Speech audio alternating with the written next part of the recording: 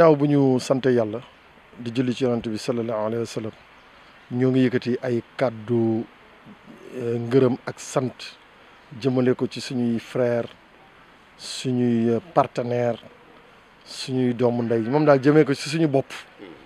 ndax ñu nag ñoom benn lañu ñëpp xam nañ ne école yi dañ tëjoon suite à la fin du premier trimestre mooy trimestre bi ñu génn donc xale yi am benn repos bi ñu amee repos bi une semaine ak fan yi ni climat bi mel suñu waree reprendre ëllëg ñu war ko defar am ay mbokk taalibe ay mbokk pas-pas ay mbokk deret ba pare ñu bokk ci ndax ñoom ñëpp seen njaboot a ngi fi ñëw porté volontaire ne ñoom ñooy jëlal en charge case bi nettoyé ko ba mu set duñu mën lu dul gërëm leen ak ñaanal leen lépp lu ñu mën mu yokk te ñun ñëpp ñuy dund daal ba fekkee njëriñu xale yi kooku daal lañ ñuy njëkk a ñaanal di rafetlu nag ñëw bi bu baax a baax a baax doon ragal rek rassemblement ndax contexte bi ñuy dund moo tax waaye comme ñoom niñ ma ko waxee mënoon nañu woo ñu ëpp ñu fi nekk ñu nit ñu woo yeneen parents yi quartier bi yëpp mais su boobaa dañuy ragal mu nekk rassemblement te comme dañuy dund ci benn contexte de crise sanitaire de lépp rek dañ koy def dans une grande sobriété moo tax. salaamaaleykum maa ngi tudd Mame Moussa Kane maay secrétaire général bu section communale bu HLM 5 bu Parti PUR en même temps nekk secrétaire général adjoint au niveau de la fédération de Dakar occupé waale aussi au niveau national nekk le coordonnateur national adjoint du Parti PUR. waaw xam nga Parti PUR boo ko déggee rek ñett dafa taxaw mu di justice mu di développement mu di solidarité élan de solidarité boobu nag la ñu magnifier tey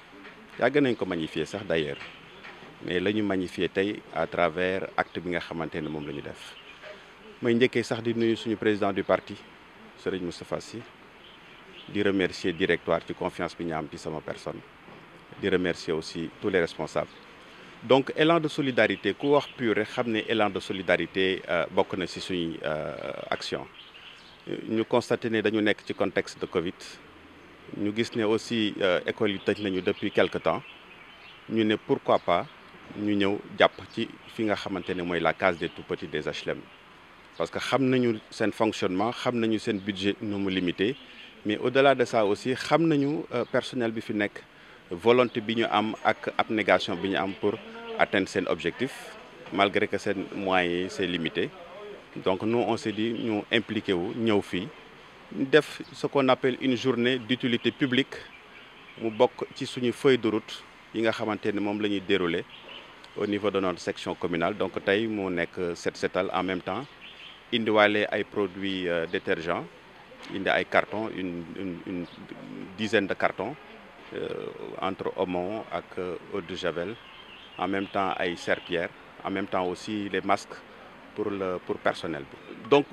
ñu ngi wax rek ne le PUR nekk na parti boo xamante ne approche am bokkul ak approche yeneen parti yi parce que on a dit dañuy def la politique autrement moo tax xalaatkat bi dafa ne bu fekkee ne da nga bëgg a tëgg li nga war a jëf na nga fexe ba xalaat bi na ëpp. donc ñu nekkoon nag ci xalaat bu sori xalaat boobu nag yàlla def na sutura président du parti ak directoire joxe nañu feu vert pour que section communale yëpp mun commencer dérouler feuille de route bi. donc ñu gis ne au niveau des HLM enjeux yi bëri na ñu gis ne HLM aussi laaj na defaraat te defar bi yëpp moom laa wax sànq li ci gëpp solo muy valeur mu di jikko te PUR à travers ses partenaires ñu tàllal suñu loxo. Les partenaires, les associations, en tout cas les partis politiques, ñu xam ne le PUR est très bien là et très bien représenté d'ailleurs parce que nit ñi xam nañ ñu bu baax a baax ñu xam ne daal on s'engage à 100% pour le bien-être des populations xam naa di leen gërëm di leen sant.